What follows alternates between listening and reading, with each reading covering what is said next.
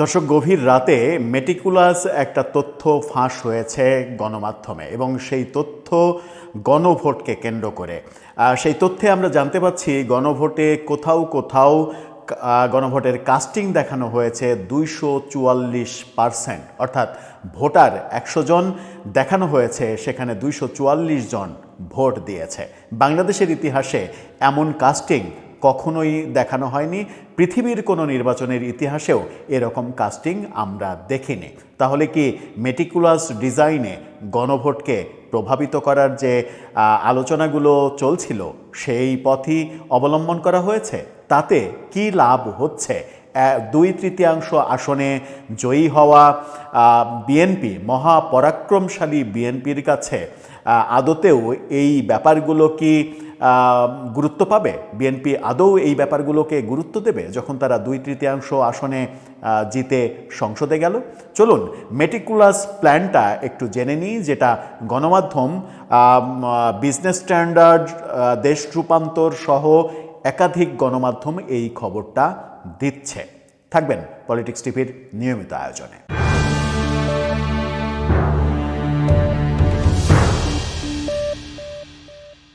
দর্শক, বলছিলাম গণভোটে মেটিকুলাস ডিজাইনের প্ল্যান এই ব্যাপারটা চাঞ্চল্যের সৃষ্টি করেছে।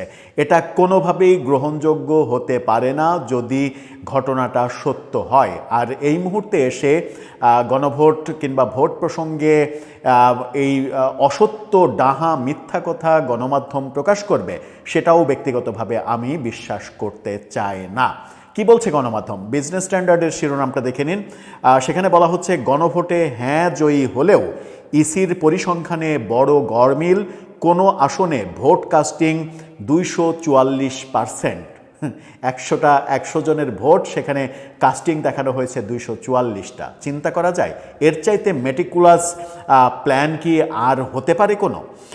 কি বলছে গণমাধ্যম? নির্বাচন কমিশনের তথ্য মতে ত্রয়োদশ জাতীয় সংসদ নির্বাচন ও গণভোটে মোট ভোটার ছিলেন 12,77,2,334 জন।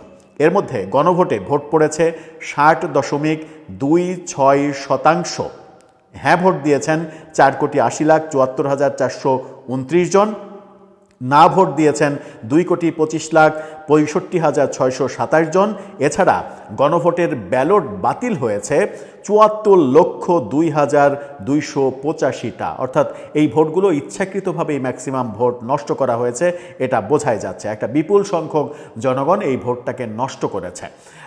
কিন্তু এই যে 60%-এর বেশি হ্যাঁ ভোটে জয়ী হয়েছে, এই যে পরিসংখ্যান নির্বাচন কমিশনের, যেহেতু নির্বাচনের রাতে এই ব্যাপারে কোনো পরিসংখ্যান দেওয়া হয়নি, সেই কারণেই অনেকের মনে সন্দেহ দানা বেঁধে উঠেছিল যে গণভোটটাকে নিজের মতো করে নির্বাচন কমিশন হয়তো ঘোষণা করবে।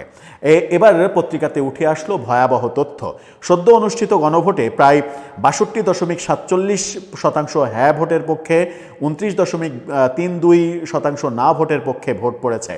দ্বিগুণের বেশি ভোট নিয়ে দেশব্যাপী হ্যাঁ ভোট জয়ী হলেও নির্বাচন কমিশন থেকে প্রকাশিত গণভোটের ফলাফল ও হিসাব নিয়ে বড় ধরনের গড়মিল খুঁজে পেয়েছে দ্য বিজনেস স্ট্যান্ডার্ড। গড়মিলের কথা বলছে, অধিকাংশ আসনে হ্যাঁ জয়ী হলেও 11টি আসনে না ভোট জয়ী হয়েছে। সেখানে বলা হচ্ছে, নির্বাচন কমিশন থেকে পাওয়া গণভোটের ফলাফল বিশ্লেষণ করে দেখা যাচ্ছে রাজশাহী 4 আসনে গণভোট কাস্ট হয়েছে 244.295%। রাজশাহী 4 আসনে, যে আসনে জামাত জয়লাভ করেছে, সেই আসনে গণভোট দেখানো হচ্ছে, ভোট কাস্ট হয়েছে নর্মালি মানে 60%-এর মতো, আর হচ্ছে গণভোট কাস্ট দেখানো হচ্ছে 244.295%। সেখানে মোট ভোটার 3,19,909 জন, কিন্তু ভোট কাস্ট দেখানো হয়েছে, গণভোটের ক্ষেত্রে ভোট কাস্ট দেখানো হয়েছে 7,81,523টি। আপনি চিন্তা করতে পারছেন যে 3 লাখ ভোটার, সেখানে 7,81,000 কাস্ট দেখানো হয়েছে। এই আসনে না ভোটের পক্ষে পড়েছে 6,12,229 ভোট। অর্থাৎ মোট যে ভোটার, সেই ভোটারের ডবল, মানে মোট ভোটার 3 লাখ, আর গণভোটে হ্যাঁ ভোট দিয়েছে 6 লাখের বেশি ভোটার। এখানে না ভোট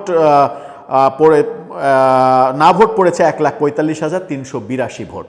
উল্লেখ্য, এই আসনের সংসদ সদস্য নির্বাচিত হয়েছেন জামাতের প্রার্থী আব্দুল বারী সর্দার। এছাড়া সিরাজগঞ্জ 1 আসনে গণভোট পড়ার হার দেখা গিয়েছে 7.899% মাত্র।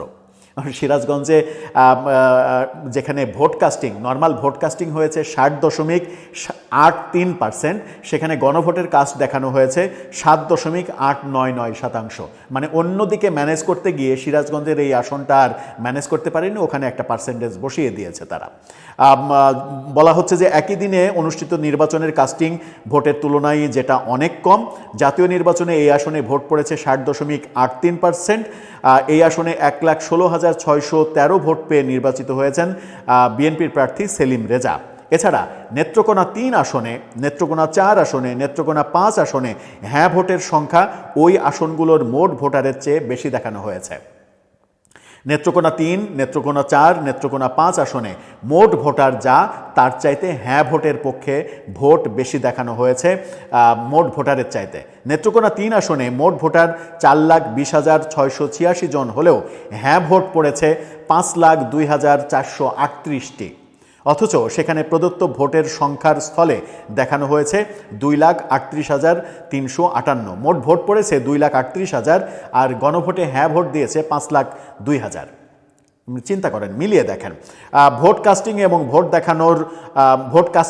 দেখানো হয়েছে 56.659%। নেত্রকোনা 4 এবং 5 আসনেও একইভাবে তথ্যের গড়মিল রয়েছে। জুলাই সনদ বাস্তবায়ন প্রশ্নে অনুষ্ঠিত এই গণভোটে দেশ জুড়ে হ্যাঁয়ের পক্ষে পড়েছে মোট 4,80,74,429 ভোট, নায়ের পক্ষে 2,25,000।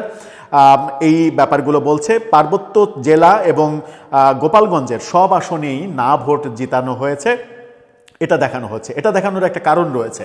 যদি গোপালগঞ্জ কিংবা পার্বত্য জেলা, যেগুলো আওয়ামী লীগের একেবারে পুরোপুরি ঘাঁটি, সেখানে যদি আপনি হাঁ ভোট জয়যুক্ত দেখান, তাহলে মেটিকুলাস যে প্ল্যান, সেই প্ল্যানটা মানে অগ্রহণযোগ্য হয়ে যাবে আরও বেশি।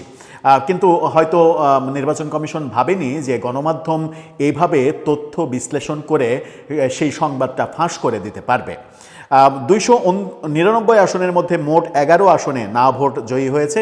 এর মাঝে পার্বত্য 3 জেলার 3টি এবং গোপালগঞ্জের সবকটি 3টি আসনে না ভোট জয়ী হয়েছে। খাগড়াছড়ি আসনে হ্যাঁ ভোটের পক্ষে ভোট পড়েছে 1,44,355 ভোট, না ভোটের পক্ষে পড়েছে 1,55,000 ভোট। এরকম মানে মোট 11টি আসনে। এত আপনাদের তথ্য জানাতে গেলে ব্যাপারটা নির্বাচন কমিশন বলছে যে 11টি আসনে বাংলাদেশের গোপালগঞ্জ এবং পার্বত্য জেলা সহ 11টি আসনে না ভোট জয়ী হয়েছে। সেখানে আমরা দেখছি রাজশাহী 4 আসনে 244% ভোট কাস্ট দেখানো হয়েছে এবং মোট যে ভোটার 3 লাখ সামথিং, সেখানে গণভোটে হ্যাঁয়ের পক্ষে ভোট দিয়েছে 6 লাখের বেশি ভোটার।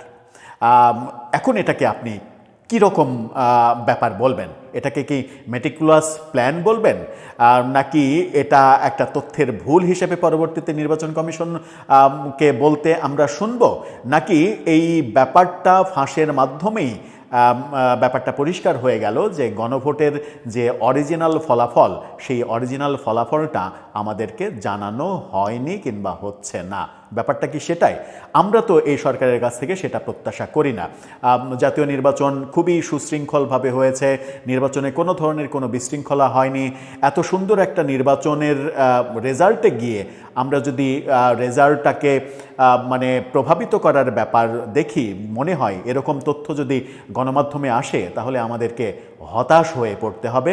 তাহলে নতুন রাজনৈতিক বন্দোবস্ত আমরা পাইনি বলেই মনে হবে আমাদের। দর্শক, আপনার মন্তব্য জানিয়ে লিখতে পারেন আমাদের কমেন্ট বক্সে।